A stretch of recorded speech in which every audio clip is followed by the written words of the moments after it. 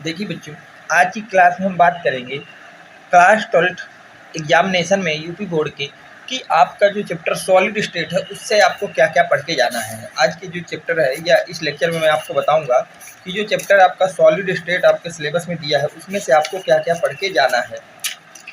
ठीक भैया, तो देखिए सॉलिड स्टेट के चैप्टर में आपको ज़्यादा चीज़ें नहीं पढ़नी है, क्या क्या पढ़ के जाना है उसको ध्यान से समझ लीजिएगा भैया। एक तो आपको पढ़ के जाना है एमॉर्फस सॉलिड और क्रिस्टलीन सॉलिड की डिफिनीशन और इनके बीच का डिफरेंस। एमॉर्फस सॉलिड और क्रिस्टलीन सॉलिड की डिफिनीशनें क्या होती हैं और इनके बीच में डिफरेंस क्या है, ये आपको पढ़ के जाना है। अगली चीज़ आपको पढ़ना है very most important, Frenkel defect किसको कहते हैं और शॉर्टकी डिफेक्ट किसे कहते हैं। ये चार डिफिनीशनें आपको अच्छी तरह से तैयार होनी चाहिए सॉलिड स्टेट में। इसके बाहर आपका कोई भी डिफिनीशन सॉलिड स्टेट में नहीं पूछता है। जो 90% ट्रेंड होता है उसकी बात हो रही है, बाकी पेपर टफ बना दे तो अलग बात है, लेकिन 90% चांस होते हैं कि एमॉर्फस सॉलिड और क्रिस्टलीन सॉलिड का डिफरेंस या फिर फ्रैंकल डिफेक्ट या शॉर्टकी डिफेक्ट आपसे पूछा जा सकता है। और अब जाकर मैं इसमें बात करूं आपसे कि इसमें न्यूमेरिकल कौन कौन से आ सकते हैं, तो इस चैप्टर में केवल दो ही तरह के न्यूमेरिकल आपसे पूछते हैं, तो डेंसिटी के बेस्ड पूछेंगे या फिर पैकिंग एफिशिएंसी के क्वेश्चन पूछेंगे। तो डेंसिटी के क्वेश्चनों के लिए मैंने वीडियो डाल रखे हैं, आपने देखा ही होगा, तो डेंसिटी के न्यूमेरिकल वहाँ से आप सीख लीजिएगा कैसे लगाते हैं। पैकिंग एफिशिएंसी की भी मैंने क्वेश्चन उसमें डाल रखे हैं, तो वो दोनों के दोनों वीडियो चैनल में पड़े हुए हैं। आप जब class 12 UP board important question की प्लेलिस्ट खोलोगे तो वहाँ पे सब कुछ पड़ा हुआ है। तो डेंसिटी और पैकिंग एफिशिएंसी की न्यूमेरिकल की अच्छी तरह से प्रैक्टिस कर लेना, और ये चार तरह की आपको डिफिनीशन याद करके जाना है, amorphous solid, crystalline solid, Frenkel defect और शॉर्टकी डिफेक्ट। ठीक है, अब मैं इनको आपको सोल्यूशन दे देता हूँ इन चीज़ों का भैया। देखिए, अगर बात करते हैं हम लोग सबसे पहले डिफरेंस की बात कर लेते हैं। देखिए, अगर डिफरेंस की बात करें, difference between crystalline solid and amorphous solid very most important question है भैया। तो इसमें क्या लिखेंगे, देखिए एक तरफ आप डालेंगे क्रिस्टलीन सॉलिड और एक तरफ लिखेंगे एमॉर्फस सॉलिड। क्रिस्टलीन सॉलिड क्या होते हैं, these have definite and regular arrangement of the constituent particle in shape. वो आपके सॉलिड जिनके जो रेगुलर आपके कंस्टिट्यूएंट पार्टिकल हैं वो कैसे हो भैया, फिक्स हों और रेगुलर अरेंजमेंट होता है, डिफिनिट एंड रेगुलर अरेंजमेंट होता है, तो उनको क्रिस्टलीन सॉलिड बोलते हैं। एमॉर्फस सॉलिड किसे बोलते हैं, जिसमें जो आपके कंस्टिट्यूएंट पार्टिकल हैं उनका जो अरेंजमेंट है वो रेगुलर ना हो, उनका जो कंस्टिट्यूएंट पार्टिकल है उनका अरेंजमेंट क्या ना हो भाई, रेगुलर ना हो। मतलब these does not have any regular arrangement of the constituent particle in shape. ठीक है, स्पेस में क्या होना चाहिए भैया, रेगुलर अरेंजमेंट है तो क्रिस्टलीन है, और अगर रेगुलर अरेंजमेंट नहीं है उनके कंस्टिट्यूएंट पार्टिकल का तो एमॉर्फस सॉलिड है। अगला डिफरेंस ये है कि जो क्रिस्टलीन सॉलिड होते हैं इनको हम लोग ट्रू सॉलिड बोलते हैं। जो आपके क्रिस्टलीन सॉलिड होते हैं इनको आप लोग क्या बोलते हो भैया, ट्रू सॉलिड बोलते हो। जबकि जो आपके एमॉर्फस सॉलिड होते हैं इनको हम लोग क्या बोलते हैं, ये हमारे सुपर कूल लिक्विड या पेसिडो सॉलिड कहलाते हैं। ये हमारे क्या कहलाते हैं भैया, सुपर कूल लिक्विड या पेसिडो सॉलिड कहलाते हैं। अगला डिफरेंस आपके देखिए वहाँ 5 डिफरेंस लिखने होंगे, मैं 8 लिखा देता हूँ, जो आपको इनमें से 5 पॉइंट आसान लगे उनको याद कर लेना है। ठीक भैया, देखिए अगला क्रिस्टलीन सॉलिड का डिफरेंस क्या है, these have long order arrangement of the particle. जो आपके क्रिस्टलीन सॉलिड होते हैं इनका जो अरेंजमेंट होता है वो लॉन्ग ऑर्डर का होता है, जबकि जो आपका एमॉर्फस सॉलिड होता है इनका अरेंजमेंट जो होता है वो शॉर्ट ऑर्डर का होता है। कैसा होता है भैया, शॉर्ट ऑर्डर का होता है, इस बात को याद रखना है। अगली चीज़ जो आपको याद रखना है, these are anisotropic in nature that is their physical property are different in different direction. बोला गया है कि जो आपके क्रिस्टलीन सॉलिड होते हैं वो एनिसोट्रोपिक नेचर के होते हैं। कैसे होते हैं भैया, एनिसोट्रोपिक नेचर के होते हैं। एनिसोट्रोपिक का मतलब होता है वो कंपाउंड जिनकी फिजिकल प्रॉपर्टी डायरेक्शन के साथ वेरी करती है, तो इनकी जो आपकी फिजिकल प्रॉपर्टी होती है डायरेक्शन बदलने पे बदल जाती है। जबकि जो आपके एमॉर्फस सॉलिड ये आइसोट्रोपिक होते हैं। ये कैसे होते हैं भैया, ये आइसोट्रोपिक होते हैं। आइसोट्रोपिक क्या होते हैं, जिनकी फिजिकल प्रॉपर्टी हर डायरेक्शन में सेम हो। तो आप इसकी डिफिनीशन क्या लिखेंगे, these are isotropic in nature that is their physical property are same in all the direction. सभी डायरेक्शन क्या होती है, सेम होती है।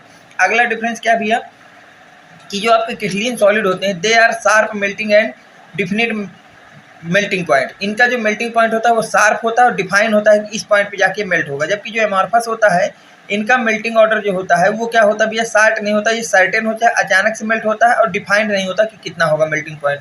ठीक भैया, अगले कुछ पॉइंट की बात करते हैं।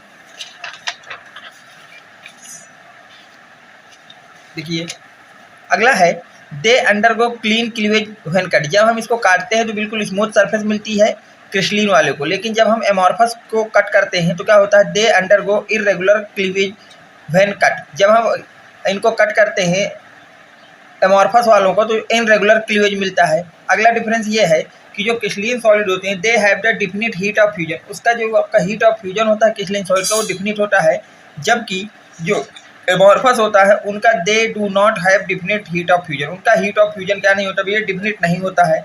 अगला डिफरेंस होता है they are rigid and incompressible, जो आपके क्रिस्टलीन सॉलिड होते हैं रिजिड होते हैं और इनकम्प्रेसिबल होते हैं, मतलब इनको कंप्रेस नहीं किया जा सकता, जबकि जो एमॉर्फस सॉलिड होते हैं they do not get compressed to any appreciability stance, इसको क्या किया जाता है जल्द आसानी से कंप्रेस नहीं किया जा सकता, लेकिन अगर आपने बहुत ज़्यादा इसको कंप्रेस कर रहे हो तो ये कंप्रेस हो जाते हैं। तो आपके ये टॉप 8 आपके मैंने पॉइंट लिखाए हैं, अब इन 8 में से आपको जो भी 5 इजी लगे उनको याद कर लेना है, क्योंकि ये बहुत ही ज़्यादा इंपॉर्टेंट क्वेश्चन है। अब देखिए अगली क्या चीज़ आपको मुझे पढ़ानी थी, देखिए अब हम लोग बात करते हैं कि शॉर्टकी डिफेक्ट किसको कहते हैं। शॉर्टकी डिफेक्ट को देखिए, defect in which equal number of cation and anion are missing from their correct lattice set, अगर आपका जो लैटिस सेट है उससे इक्वल नंबर ऑफ कैटायन और एनायन क्या हो जाते हैं, मिस हो जाते हैं, तो हम लोग बोलते हैं कि वहाँ पे शॉर्टकी डिफेक्ट है। याद रखना शॉर्टकी डिफेक्ट में क्या होता है, इक्वल नंबर ऑफ कैटायन और एनायन आर मिस हो जाते हैं। जैसे देखिए ये आपका पूरा का पूरा क्या था भैया, एक क्रिस्टल लैटिस, तो यहाँ से देखिए प्लस गायब हो गया है और यहाँ से माइनस गायब हो गया, मतलब जितना प्लस और उतना ही माइनस गायब हुआ, तो इस तरह के डिफेक्ट को आप लोग शॉर्टकी डिफेक्ट बोलते हैं। ठीक है, बस ये डायग्राम बना देना, ये इतना लिख देना, बस हो गया भैया। अब चलते हैं हम लोग फ्रैंकल डिफेक्ट की बात कर लेते हैं भैया कि फ्रैंकल डिफेक्ट क्या होता है। देखिए फ्रैंकल डिफेक्ट क्या होता है, इसका दूसरा नाम होता है डिजोल्यूशन डिफेक्ट। क्या नाम होता है भैया, डिजोल्यूशन डिफेक्ट इसका नाम होता है। ये आपका जो डिफेक्ट है वो केवल आयनिक सॉलिड शो करते हैं। ये कौन शो करते हैं भैया, आयनिक सॉलिड शो करते हैं। अब देखिए इस डिफेक्ट में होता क्या है, create vacancy defect at its original site and an interstitial defect of its new location. आपका क्या होता है, ये क्रिएट कर देता है बैलेंसी, कहाँ पे, डिफेक्ट में, इट्स या ओरिजिनल साइड, जो ओरिजिनल आपका जहाँ पे प्लस माइनस होता है वहाँ पे बैलेंसी शो कर देता है, और इंटरसियल डिफेक्ट में जहाँ पे नई लोकेशन पे क्या करता है, इंटरसियल डिफेक्ट शो करता है। तो जो फ्रैंकल डिफेक्ट होता है ये दो तरह के डिफेक्ट का सम होता है, एक बैलेंसी डिफेक्ट और इंटरसियल डिफेक्ट, दोनों को मिला करके फ्रैंकल डिफेक्ट बोलते हैं। तो अब देखिए कैसे क्या होता है, जैसे आपका ये डायग्राम बना हुआ, देखिए यहाँ से आपका प्लस गायब हुआ और इसी क्रिस्टलाइन के एक किसी इंटरसियल साइड में जाके प्लस गया, तो यहाँ पे प्लस डिफेक्ट हो गया और यहाँ से मिसिंग डिफेक्ट हो गया, तो ये दोनों डिफेक्ट हो गए, तो इसको बोलते हैं फ्रैंकल डिफेक्ट। ठीक भैया, मतलब जब किसी क्रिस्टलीन सॉलिड से कोई भी आयन रिमूव होकर उसके इंटरसियल साइड में जाके अटैच हो जाता है, तो उस तरह के आप लोग डिफेक्ट को क्या बोलते हो, फ्रैंकल डिफेक्ट बोलते हो। डिफिनीशन देखिए इसकी क्या कहती है, बोल रहा है defect in which some ion are missing from their correct lattice site and occupied position in the interstitial position. इसकी डिफिनीशन क्या भैया, ये डिफेक्ट कब आता है, जब आपका कोई आयन मिस हो जाता है, some ion are missing from there, इससे करेक्ट लैटिस जो ओरिजिनल लैटिस होता है, बट या and occupied position in the interstitial position, और जो वही आयन मिस होता है वो कहाँ पे मिलता है आपको, इंटरसियल पोजीशन पे जाके अटैच हो जाता है। तो इस तरह के इफेक्ट को आप लोग क्या बोलते हो भैया, फ्रैंकल इफेक्ट बोलते हो। तो इतना आपको वहाँ पे लिखाना है, तो इसके पूरे नंबर मिल जाएंगे। तो ये आपके हो गए 4 वेरी मोस्ट डिफिनीशन है जो आपको बोर्ड में लिख के आनी। अब हम बात करते हैं कुछ न्यूमेरिकल की जो आपके डेंसिटी और पैकिंग एफिशिएंसी से बेस्ड होंगे। ठीक है, उम्मीद करता हूँ कि आपको ये कंटेंट पसंद आ रहा है। देखिए बच्चों, पहला वेरी मोस्ट इंपॉर्टेंट न्यूमेरिकल क्या है, इसको आप अच्छी तरह समझिए। बोला जा रहा है gold crystallises as FCC crystal if its atomic radius is 144 picometre. एक आपका गोल्ड का क्रिस्टल है जो कैसा फेस सेंटर्ड क्यूबिक है, क्रिस्टल बना रहा है। कैसा क्रिस्टल बना रहा है भैया, face centred cubic centre crystal बना रहा है, और इसकी एटॉमिक रेडियस बोली गई 144 पिकोमीटर है। Then calculates its edge length and distance between two nearest neighbourhood. ठीक है, आपको इड्ज लेंथ बताना है और आपको बताना है कि जो आपके ये एटम होंगे गोल्ड के, इनके 2 एटम के बीच की नियरेस्ट डिस्टेंस कितनी होगी। तो देखिए जो दिया है, केवल हमको ये दिया है कि एटॉमिक रेडियस 144 पिकोमीटर इतना दिया है। फाइंड 2 चीज़ें करना है, इड्ज लेंथ जिसको हम ए से रिप्रेजेंट करते हैं, और दूसरी चीज़ हमको फाइंड करना है distance between two nearest neighbourhood. ठीक है, तो पहले की तरफ चलते हैं। देखिए द रिलेशन इड्ज लेंथ और crystal radius of the atom in FCC। तो हमको ये पता होना चाहिए कि इड्ज लेंथ और एटम की रेडियस के बीच में रिलेशन क्या होता है जब हमारे पास स्ट्रक्चर FCC होता है। तो वो आपका रिलेशन होता है कि इड्ज लेंथ जो होती है क्रिस्टल की, FCC क्रिस्टल की जो इड्ज लेंथ होती है वो 2√2 टाइम्स होता है रेडियस ऑफ एटम की। कितना होता है भैया, 2√2 टाइम्स होता है रेडियस ऑफ एटम की। तो इर्ज लेंथ ऑफ क्रिस्टल को ए बोलते हैं, तो यहाँ ए लिख दिया। अब यहाँ 2√2 को 2√2 रहने देते हैं, और रेडियस ऑफ एटम आपको सवाल में 144 पिकोमीटर दिया, तो उसको यहाँ पुट कर दिया। सॉल्व करोगे तो ये आ जाएगा 288 √2 पिको। अब √2 की जब वैल्यू रखोगे तो यहाँ से इसको सॉल्व करके इर्ज लेंथ कितनी आ जाएगी, 407.2 पिकोमीटर। कितनी आ गई भैया, 407.2 picometre. The edge length of the crystal is 407.2 picometre. देखिए कितना आसान सवाल है, इसमें कुछ नहीं था, आपको रेडियस और इर्ज लेंथ के बीच में रिलेशन आपको पता होना चाहिए कि एफसीसी में क्या होता है। अगर किसी को नहीं पता तो इस रिलेशन को अच्छी तरह से याद कर लेना भैया, एफसीसी के लिए, बीसीसी के लिए भी, और आपका जो एससीसी, बीसीसी और एफसीसी, इन तीनों के लिए याद कर लेना क्या किस। देखिए अब अगला हमको क्या फाइंड करना है भैया, distance between two nearest neighbours. याद रखना एफसीसी में क्या होता है, एफसीसी के केस में जो नियरेस्ट एटम होते हैं एफसीसी में, उनके बीच का जो डिस्टेंस होती है वो होती है a/√2। कितना होती है भैया, a/√2 होती है। a अभी आपने निकाला है 407.2 और √2 की वैल्यू कितनी होती है 1.414।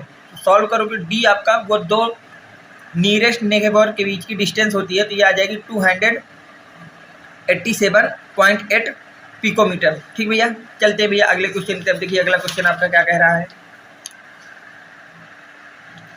अगला क्वेश्चन आपसे कह रहा है silver crystal in FCC lattice. Silver crystal है कोई एफसीसी लैटिस का, if edge length of the cell is 4.077 × 10⁻⁸ centimetre. तो उसकी जो इर्ज लेंथ है उस एफसीसी क्रिस्टल की वो कितनी दी गई है, 4.077 × 10⁻⁸ सेंटीमीटर दी गई है।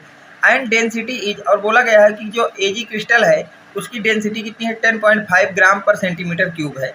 तो कैलकुलेट करना है the atomic mass of silver. तो एटॉमिक मास ऑफ सिल्वर आपको कैलकुलेट करना है। तो देखिए मैंने आपको कई बार बताया न्यूमेरिकल क्या करना होता है, सबसे पहले गिवन लिख लीजिए, फाइंड लिख लीजिए, फिर सोचिए कैसे करेंगे। तो गिवन हमको इर्ज लेंथ है वो दी है 4.077 × 10⁻⁸ सेंटीमीटर, और दी हमको डेंसिटी है जो दी है 10.5 ग्राम पर सेंटीमीटर क्यूब। ठीक है, अब देखिए फाइंड क्या करना है, एटॉमिक मास ऑफ सिल्वर हमको फाइंड करना है। तो देखिए हम क्या जानते हैं कि जो डेंसिटी होती है वो किसके बराबर होती है, effective atomic number into atomic number divide by Avogadro number into cube है ये किसका भैया, इर्ज लेंथ का क्यूब। इतना आपका फार्मूला होता है डेंसिटी का, इसको याद रखना। अब देखिए एटॉमिक नंबर हमको निकालना है, तो एटॉमिक नंबर को एक तरफ लेते हैं, बाकी चीज़ों को उधर ले जाते हैं, तो क्या फार्मूला ये बनेगा। अब वैल्यू रखते हैं, डेंसिटी हमको सवाल में दी है 10.5, बिल्कुल। Na की वैल्यू सबको याद होती है 6.022 × 10⁻23 होती है। ए क्यूब की बात करते हैं तो ए आपको सवाल में दिया है इर्ज लेंथ 4.0877 है, तो मैंने उसको 4.08 × 10⁻⁸ का होल क्यूब कर दिया, ए क्यूब है। और नीचे आपका जेड की बात करें तो एफसीसी के लिए जेड होता है 4। जेड एफसीसी के लिए कितना होता है, बीसीसी के लिए कितना होता है, एससीसी के लिए कितना होता है, ये आपको याद होना चाहिए। तो एफसीसी के लिए होता है 4, तो मैंने यहाँ पे 4 लिख दिया।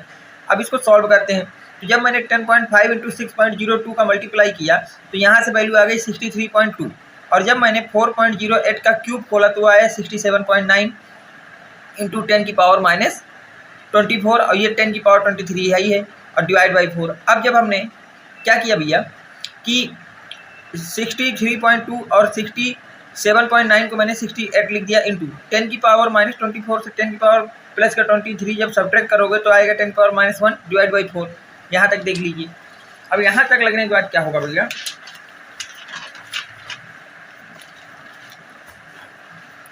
देखिए तो एटॉमिक वेट इक्वल टू कितना आ गया 63.2 × 17 × 10⁻⁻1। अब इसको जब सॉल्व करोगे तो यहाँ से कितना आ जाएगा एटॉमिक वेट 107.44 ग्राम पर मोल, ग्राम पर मोल ये हो गया। देखिए डेंसिटी का न्यूमेरिकल देख लीजिए कितना आसान है। ठीक है, चलते हैं भैया अगले इंपॉर्टेंट क्वेश्चन की तरफ। क्या कह रहा है भैया, देखिए अगला क्वेश्चन क्या कह रहा है, an element has BCC structure. अब बोल रहा है कोई एलिमेंट है जिसका स्ट्रक्चर कैसा है, बीसीसी है, हैविंग इर्ज लेंथ, और उसकी इर्ज लेंथ जो है वो 288 पिकोमीटर है। इर्ज लेंथ कितनी भी है 288 पिकोमीटर है, और डेंसिटी उसकी दी गई है 7.2 ग्राम पर सेंटीमीटर क्यूब। कितनी भैया डेंसिटी 7.2 ग्राम पर सेंटीमीटर क्यूब।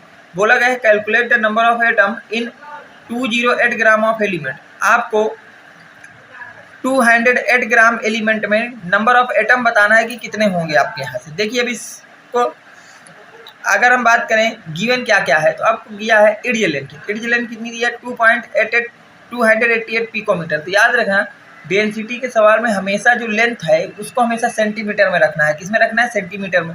तो अगर मैं पिकोमीटर को सेंटीमीटर में बदलूंगा तो उसमें मुझको 10⁻⁻10 का मल्टीप्लाई करना पड़ेगा। पिकोमीटर को सेंटीमीटर में बदलने के लिए कितने का मल्टीप्लाई करते हैं भैया? 10⁻⁻10 का करते हैं। तो यहाँ से आ गया 288 × 10⁻⁻10 सेंटीमीटर। डेंसिटी सवाल में दी है 7.2 ग्राम पर सेंटीमीटर क्यूब। अब आपको वेट ऑफ एलिमेंट जो है, वेट ऑफ एलिमेंट दिया है 208 ग्राम, 208 ग्राम दिया हुआ है। अब आपसे कहा गया है नंबर ऑफ एटम बताइए। तो हम देखिए क्या जानते हैं, वी नो डैट, हम डेंसिटी का फार्मूला जानते हैं कि डेंसिटी होती है effective number, effective atom Z into molecular weight divide by Na into a cube होता है। तो अब देखिए, तो डेंसिटी 7.2 दी है, जेड की वैल्यू BCC के लिए 2 होती है, तो यहाँ 2 रख दिया, ये याद होना चाहिए, मैंने आपको पिछले सवाल में बताया। मोलिकुलर वेट हमको फाइंड करना है, और देखिए यहाँ से Na की वैल्यू हमने रख दिया और ए क्यूब की वैल्यू रख दिया। जब इसको मैंने पूरा रखा और सॉल्व किया यहाँ तक, ठीक है, ये तो कैलकुलेशन है, इसमें तो कुछ समझाना ही नहीं मुझे। जब रखा तो यहाँ से m की वैल्यू आ गई 52 ग्राम पर मोल। m कितना निकल के आ गया भैया? मोलिकुलर मास आ गया उस एलिमेंट का 52 ग्राम पर मोल। अब हमको नंबर ऑफ एटम बताने, तो नंबर ऑफ एटम का फार्मूला होता है मोल इंटू Na। क्या होता है भैया? Mole into Na। मोल का फार्मूला होता है given weight into molecular weight into Na। तो अब देखिए, गिवन वेट 208 था, मोलिकुलर वेट 52 आया है, Na यहाँ पे आएगा। अब इसको जब रखोगे सॉल्व करोगे तो नंबर ऑफ एटम कितने आ जाएंगे भैया? 2.4 इंटू 10 की पावर 24, 2.4 इंटू 10 की पावर 24 आ जाएगी। देख लीजिए कितना आसान सवाल है, डेंसिटी से रिलेट करके पूछा गया। नंबर ऑफ एटम पूछा था, तो नंबर ऑफ एटम तो पता है कि मोल इंटू Na होता है, तो हमें यहाँ से मोलिकुलर वेट की आवश्यकता थी। तो मोलिकुलर वेट को हमने कहाँ से निकाला भैया? डेंसिटी के फार्मूले से निकाला। तो ये सवाल उम्मीद करता हूँ कि आपके समझ में आ गया होगा भैया। चलते हैं अगले वेरी मोस्ट इंपॉर्टेंट क्वेश्चन की तरफ भैया। देखिए बच्चों, अगला इंपॉर्टेंट न्यूमेरिकल है, calculate the packing efficiency of a cubic lattice when an atom located at the diagonal remains in touches with the other 2 atom. तो बोला गया है कि जो डायगोनली एटम है वो एक दूसरे को टच कर रहे हैं, तो आपको बताना है कि इसका जो है पैकिंग एफिशिएंसी कितना होगा। तो देखिए डायग्राम मैंने बना लिया, तो ये आपके 2 एटम हो गए और ये आपका फेस डायगोनल पे एक हो गया, तो आपकी ये सब एक दूसरे को टच कर रहे हैं। तो हम ये जानते हैं, वी नो डैट, क्या जानते हैं भैया? वी नो डैट देखिए कि ये जो लेंथ होती है, ये जो आपका यहाँ से मैं इसको ए बी नाम दे दूँ, इसको बोलते हैं फेस डायगोनल। और फेस डायगोनल कितना होता है भैया? ये इड्ज लेंथ अगर ए है, इड्ज लेंथ आपके पास कितनी है? ए है, तो फेस डायगोनल जो है वो होता है कितना भैया? √2a। तो जो फेस डायगोनल होगा, फेस डायगोनल, तो वो आपका होगा √2a, होगा कि नहीं होगा भैया? देखिए ध्यान से, अब देखिए यहाँ से अगर ये √2a हो जाएगा फेस डायगोनल, ठीक। और देखिए रेडियस के टर्म में देखिए, तो ये आपका r डिस्टेंस पहले सर्कल के लिए, दूसरे सर्कल के लिए 2r डिस्टेंस होती है, और ये थर्ड के लिए r होती है। तो टोटल ये कितने हो गए? 4r। इसका मतलब जो 4r है वो किसके बराबर होना चाहिए? √2a के बराबर होना चाहिए। तो क्या a इक्वल टू यहाँ से 2√2a r लिख सकते हो? इसको देखिए, a इक्वल टू 2√2r लिख सकते हो, बिल्कुल लिख सकते हो। तो अब देखिए पैकिंग एफिशिएंसी का फार्मूला क्या होता है? Z into volume of sphere, जितने स्पेयर है उनका वैल्यूम लिखना है, एक स्पेयर का आपको वैल्यूम लिखना है, into 100 divide by volume of cube लिखना है। तो अगर 4 जेड इसका कितना होगा, क्योंकि ये फेस सेंटर्ड है, क्योंकि यहाँ पे फेस में जो आपका एटम है प्रेजेंट में फेस सेंटर्ड है, तो फेस सेंटर्ड के लिए FCC के लिए जो जेड की वैल्यू है वो आपकी 4 होती है। कितनी होती है भैया? 4 होती है। अगर जेड की वैल्यू आप यहाँ 4 रखेंगे तो वैल्यूम ऑफ स्पेयर की बात करें तो वो होती है 4/3 पाई आर क्यूब। तो यहाँ ये लिख दिया पाई आर क्यूब इंटू 100, और वैल्यूम ऑफ क्यूब तो साइड है ए, तो आपके ए क्यूब हो जाएगी। यहाँ तक देख लीजिए, अगर कोई डाउट हो भैया। अब देखिए आगे, अगर कोई डाउट नहीं है तो अब यहाँ से अब एक बात मुझे बताइएगा कि जो पैकिंग एफिशिएंसी उसको ईटा से रिप्रेजेंट करते हैं, तो यहाँ मैंने लिख दिया ईटा, ठीक है। अब देखिए 4 और 4 को मल्टीप्लाई करोगे तो हो जाएगा 16 pi r cube into 100, okay. ये 3 आपका नीचे आ गया। अब देखिए ए क्यूब, अभी आपने यहाँ पे निकाला कि जो ए है वो 2√2r के बराबर है, तो ए की जगह अगर 2√2r रख दो तो क्या ये 2√2r का होल क्यूब हो जाएगा? बिल्कुल हो जाएगा। अब आगे देखिए भैया क्या होगा, eta equal to 16 pi r cube into 100 हो जाएगा। अब यहाँ देखिए, जब इसका 2√2r का क्यूब खोलोगे तो कितना आएगा? 8 2√2r क्यूब आएगा। अब इसको जब सॉल्व करोगे तो कितना आ जाएगा? 100 पाई बाई 3 अब याद रखना पाई की वैल्यू यहाँ पे रखना आप लोग 22/7। कितना रखना भैया? 22/7 रखोगे, और जब सॉल्व करोगे तो जो यहाँ पे आपका पैकिंग एफिशिएंसी वो कितना आ जाएगा? 74% आ जाएगा। Very very most important question है भैया, इसको अच्छी तरह से तैयार कर लेना। पैकिंग एफिशिएंसी BCC, FCC और एससीसी तीनों की आपको निकालना चाहिए। मैंने बीसीसी का सिखा दिया है आपको, वो एफसीसी का सिखा दिया है। चलते हैं भैया अगले मोस्ट इंपॉर्टेंट क्वेश्चन की तरफ। वो क्या कह रहा है,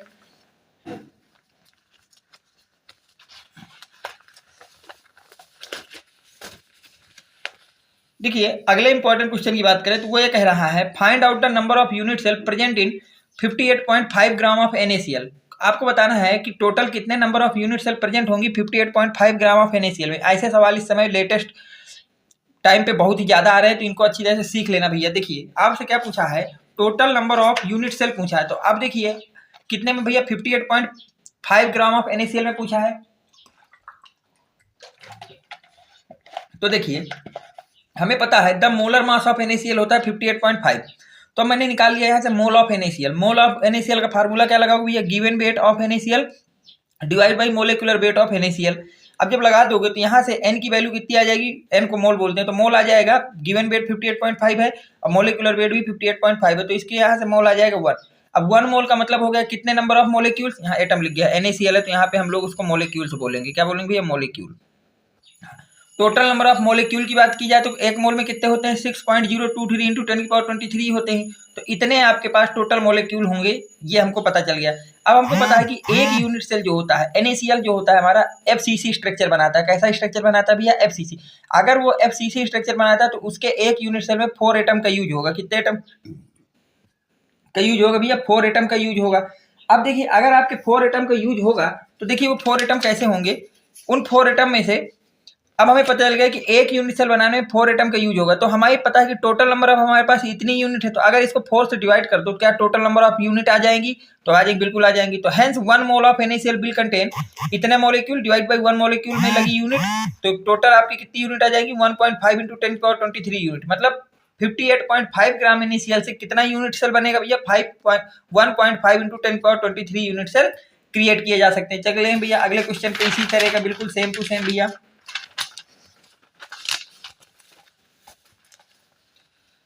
अब देखिए इसको भी देखिए, ये भी आपका काफी अच्छा इंपॉर्टेंट क्वेश्चन है। बोल रहा है in a metallic gold crystal. अब की बार बोला है कि मेटेलिक गोल्ड क्रिस्टल है, there is cubic centre lattice, पर उसका जो लैटिस है वो कैसा भैया, क्यूबिक सेंटर्ड है। क्यूबिक सेंटर्ड का मतलब होता है कि उसने FCC की बात की है। किसकी बात की है, FCC का दूसरा नाम होता है क्यूबिक सेंट्रल लैटिस, ठीक है।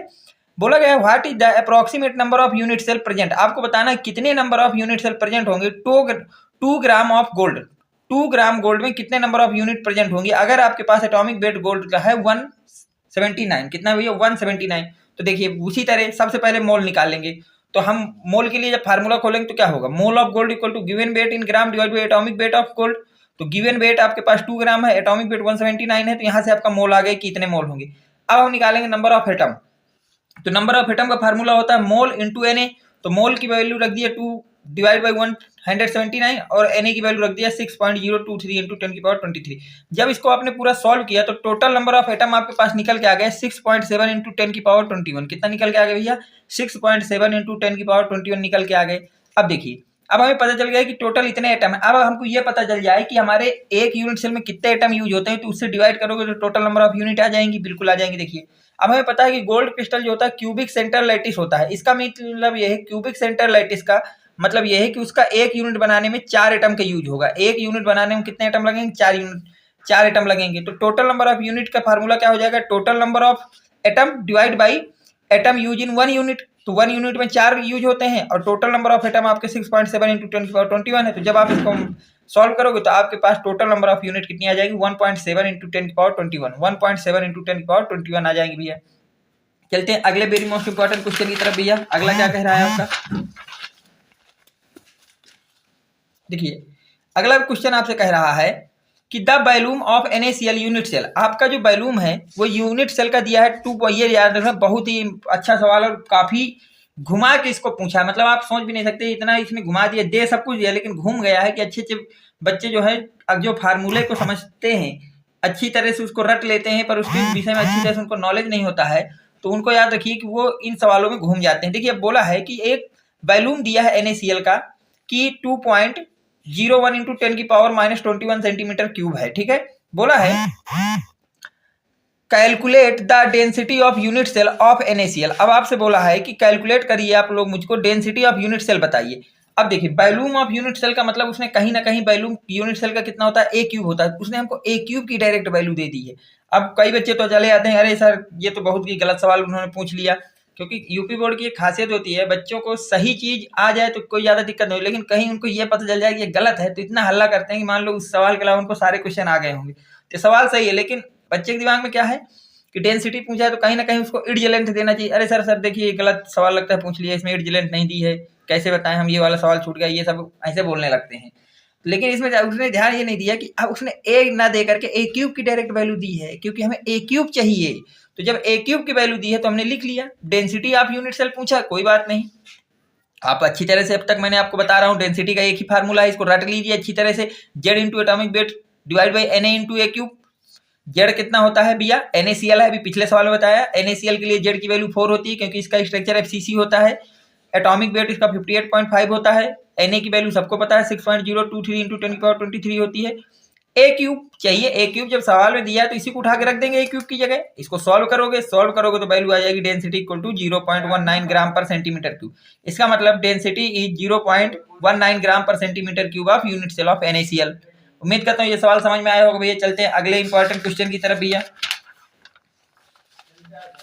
अब देखिए अगला क्वेश्चन आपका क्या कह रहा है, देखिए इस चैप्टर का लास्ट क्वेश्चन है। बस इतने क्वेश्चनों की आप अच्छी तरह से प्रैक्टिस कर लोगे तो आपका सॉलिड स्टेट में कोई भी आया हुआ क्वेश्चन आपका ड्रॉप नहीं होगा, ठीक है। अगर आपको और भी इसके रिलेटेड कुछ क्वेश्चन चाहिए तो आप जब इसी चैनल के पेज पे जाएंगे तो वहाँ पे एक आपके पास यूपी बोर्ड मोस्ट इंपॉर्टेंट करके प्लेलिस्ट बनी होगी, वहाँ पे इसके रिलेटेड और भी वीडियो पड़े हैं, आप वहाँ से देख सकते हैं। उन सारे वीडियो को अगर आप कर लेते हैं तो आपके सॉलिड स्टेट का कोई भी क्वेश्चन आपका ड्रॉप नहीं होगा। तो आप चैनल के पेज में जाके उनको जरूर देखें, वहाँ पे भी मैंने कुछ मोस्ट इंपॉर्टेंट क्वेश्चन आपके लिए लिख रखे हैं, ठीक भैया, तो उनको देख लेंगे। अब चलते ये क्वेश्चन क्या कह रहा है, बोल रहा है in a solid mass potassium atom is located at the centre of crystal cubic lattice. बोला गया है कि जो आपके पास जो सोडियम है वो कहाँ पे है भैया, सेंट्रल क्यूबिक लैटिस पे है। कहाँ पे भैया, सेंट्रल क्यूबिक लैटिस पे है। तो आपसे बोला गया है कि approximate will the number of unit cell बनाना है कि 4 ग्राम ऑफ पोटेशियम में कितने नंबर ऑफ यूनिट सेल होंगे। क्या बताना है भैया आपको कि 4 ग्राम ऑफ पोटेशियम एटम में कितने नंबर ऑफ यूनिट सेल होंगे, ये बताना है। कोई बात नहीं है, देखिए नंबर ऑफ एटम निकालेंगे, मोल इंटू Na। मोल का formula given weight into molecular weight of potassium into Na की वैल्यू रख दी। अब गिवन वेट है 4 ग्राम तो यहाँ रख दिया 4 ग्राम इंटू Na की value divide by molecular weight potassium का होता है 39। नंबर ऑफ एटम यहाँ से आ जाए 6.02 इंटू 10⁻22 आपके पास निकल के आ गए। अब आपसे बोला गया कि जो ये आपका स्ट्रक्चर है वो कैसा है, देखिए साफ साफ बोला है उसने, सेंटर पे आपका पोटेशियम है। अगर सेंटर पे इसका मतलब ये कैसा है भैया, BCC स्ट्रक्चर है, बॉडी सेंटर्ड स्ट्रक्चर है। तो जेड की वैल्यू हो जाएगी 2। अगर जेड की वैल्यू 2 हो गई तो total number of unit cell का फार्मूला क्या लगेगा, number of atom divide by total number of atom use in 1 atom. तो जेड जिसको बोलते हैं 1 यूनिट सेल में जितने एटम यूज होंगे उनसे डिवाइड कर देते हैं, तो जेड जिसको बोलते हैं। तो टोटल नंबर ऑफ एटम आपके पास है 6.2 इंटू 10⁻22 और जेड की वैल्यू है 2। तो जब इसको सॉल्व करो तो total number of unit cell कितने आ जाएगा भैया, 3.1 इंटू 10⁻22 आ जाएंगे। बस इतने ही आपको सवाल करने हैं, इसके अलावा अब आपको कुछ भी नहीं करना है। आपके सॉलिड स्टेट में अगर इतना कुछ आपने तैयार कर लिया तो आपके सॉलिड स्टेट से कोई भी क्वेश्चन आपका ड्रॉप नहीं होगा, ठीक भैया। अब देखिए यहाँ एक चीज़ और है कि जब मैंने आपको इससे पहले वीडियो में सॉल्यूशन चैप्टर को इंपॉर्टेंट चीज़ें पढ़ाई तो मैंने 2 टॉपिक आपको बताना भूल गया था। एक राउल्ट्स लॉ तैयार कर लेना भैया, राउल्ट्स लॉ, और एक हेनरीज लॉ, ये आपके सॉल्यूशन में और तैयार कर लेना है। ये भी आपके पूछे जाते हैं काफ़ी ज़्यादा। तो अगर आपने सॉलिड और सॉल्यूशन का जो मैंने इंपॉर्टेंट टॉपिक बताए हैं अगर इतना कुछ तैयार करके जाते हैं तो इन दोनों चैप्टरों से आया हुआ कोई भी क्वेश्चन आपका वहाँ ड्रॉप नहीं होगा। ये मेरी तरफ से 100% नहीं 150% गारंटी है। पर आप तब ऐसा होगा जब आप मेरा द्वारा बताया गया कंटेंट को अच्छी तरह से कंप्लीट कर लेंगे और इसको लर्न कर लेंगे, ठीक है। मिलते हैं अगले वीडियो में, किसी और चैप्टर के विषय में बात करेंगे कि उसमें क्या आपको पढ़ना है, क्या इंपॉर्टेंट है। उम्मीद करता हूँ वीडियो पसंद आया हो तो वीडियो को लाइक करें, चैनल को सब्सक्राइब करें, ज़्यादा से ज़्यादा लोगों तक शेयर करें। Thanks for watching, next video coming soon.